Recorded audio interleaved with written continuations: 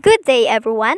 My name is Jenin Padayao, and I'll be the one to discuss the cyclic structure of monosaccharides. Before we start our discussion, let me first give to you the learning objectives.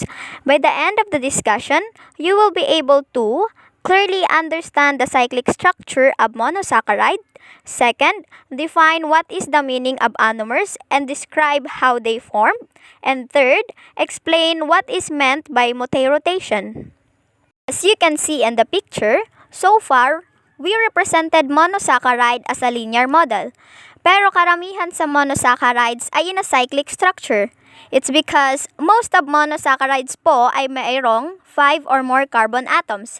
In order for us to understand the cyclic structures of a monosaccharide, it is necessary to study the reaction of monosaccharide with alcohols. In here, when an aldehyde reacts with alcohol, they produce hemiacetal. And when the ketones react with alcohol, they produce hemiketal. This conversion occurs because of the ability of aldehyde and ketones with alcohol. In some cases, OH and carbonyl groups on the same molecules are able to react with one another in an intramolecular reaction. So the question is, why is it the aldehyde reacts with the OH group on the 5th carbon atoms rather than the OH group on the 2nd carbon atoms next to it? Bakit nga ba? Naalala niyo pa po ba na ang cyclic alkenes or cycloalkenes ay mayroong 5 or 6 carbon atoms sa kanilang rings? That's why they are stable. Parehas lang po when it comes to monosaccharides that form cyclic structures because they consist 5 or 6 carbon atoms and yun ang pinaka-stable. Therefore, in short, kaya sa 5th carbon atom nag-react ang aldehyde with the OH group, it's because it is the stable one. Yung picture po na makikita nyo sa side is the cyclization of the glucose, wherein it is represented with a Fischer projection and also with 3-dimensionally. By reacting the OH group on the 5th carbon atom with the aldehyde group, then the cyclic monosaccharide produce. Kapag ang isang straight-chain monosaccharide form a cyclic structure, the carbonyl oxygen atom ay maaaring ma-push either sa taas or sa baba, giving rise to these two stereoisomers. Ano nga ba ang stereoisomers na to? The stereoisomers of a cyclic monosaccharide is also known as the anomers. As you can see in the picture, they are differ from one another.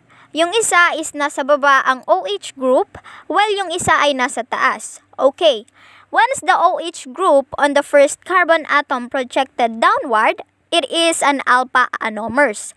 And kapag naman ang OH group on the 1st carbon atom pointed upward, then it is the beta anomer.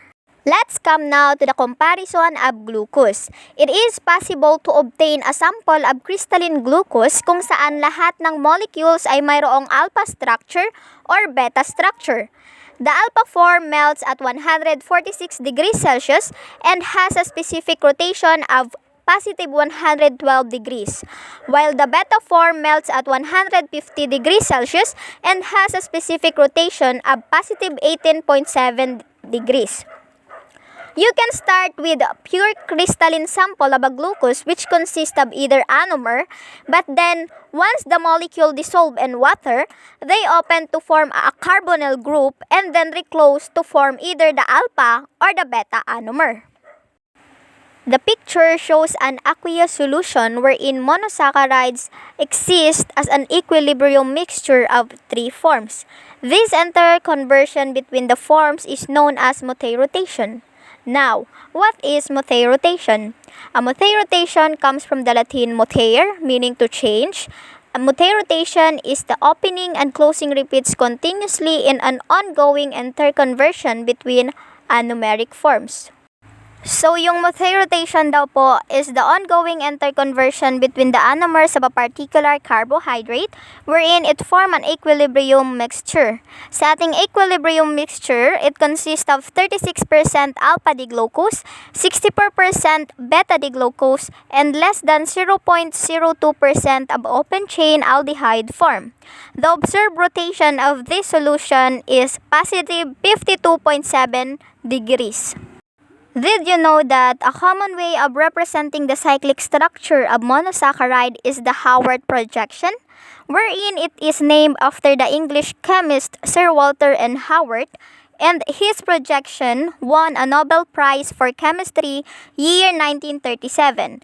In Howard projection, a 5 or 6 membered cyclic hemiacetal is represented as pentagon or hexagon, kung saan ang 6-membered hemiacetal ring is indicated as a pyran or pyranose, while 5-membered hemiacetal ring is indicated as furan or furanose.